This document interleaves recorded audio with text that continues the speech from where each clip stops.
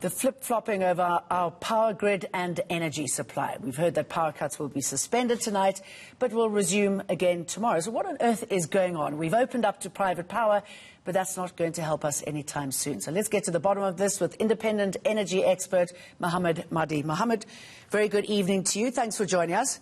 Talk us through what you see as happening at the moment. How can we suspend the blackouts only to resume them tomorrow? Look, it all depends on the usage and what we call the spinning reserve, and also, Eskom's view and assessment of how constrained the system is, how much risk there is in the system.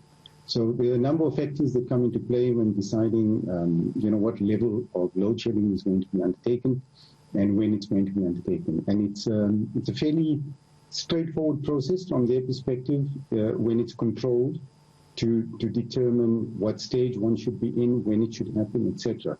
The real problem comes in, and that's not fortunately the case right now, so the real problem comes in when it's uncontrolled and when it's forced load shedding, because of system failures that are unpredicted.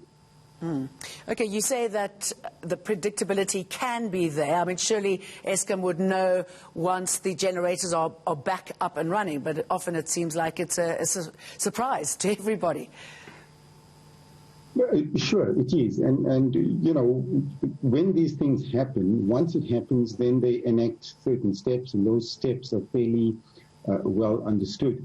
Of course, the fact that it's understood after the fact, and they're able to control the process after the fact, is no excuse for it happening in the first place, and for us having load shedding still at this point in time. So, that's a separate issue, but one that we feel, I think, the average consumer out there feels most strongly about. I know that concerns have been raised about the detrimental impact this is likely to have on the grid going forward, this flip-flopping. Can it? Sure, absolutely. I mean, similar to what happens in people's homes. So a lot of equipment, you shorten the life of that equipment. In some cases, you actually damage the equipment with these kinds of blackouts happening so frequently. Some very sensitive equipment have, a limited amount of time that they can be switched on and off. If you have things like large compressors, etc., switching them on and off unexpectedly reduces the life of those. And these kinds of issues of unexpected switch-ons, switch-offs throughout the grid and throughout the connected grid, so everything connected to the grid, certainly has an impact. It's not normal operating process, and it's not what equipment is really designed for.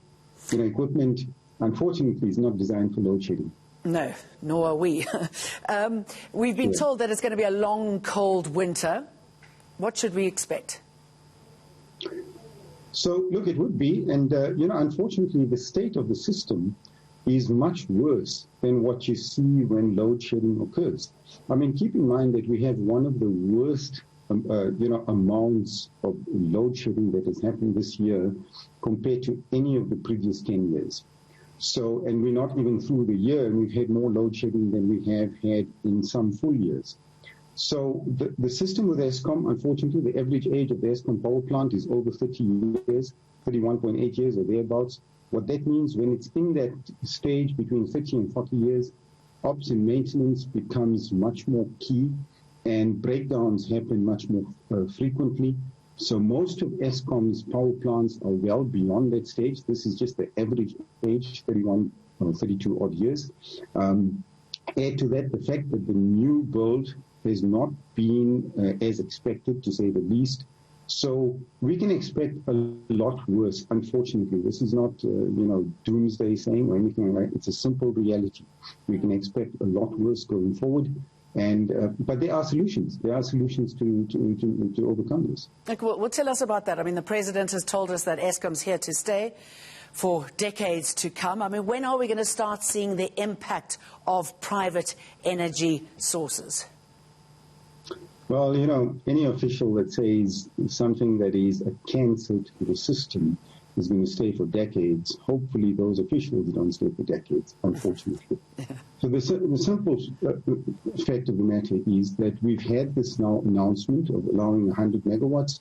So it is, it's some way to getting the private sector involved. But the biggest problem we have is that Eskom is still involved in the decision-making process to get private sector from the point where they have a decision to go ahead to the point where they are connected and able to supply power to the grid. We need to remove Eskom from that decision-making process. Eskom's motivation is one of self-preservation, is one to ensure that they maximize their own role in the whole process. And we need an independent system. And I would call for an independent, energy operations council to mediate these kinds of things, to allow private sector to come on a much quicker basis, and for the decision-making not to vest within Eskom.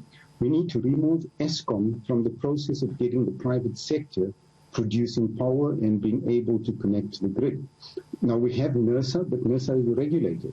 They don't have the speed of operation, and they're not geared up to be a national energy operations center. And this is what we need in the short term, immediately.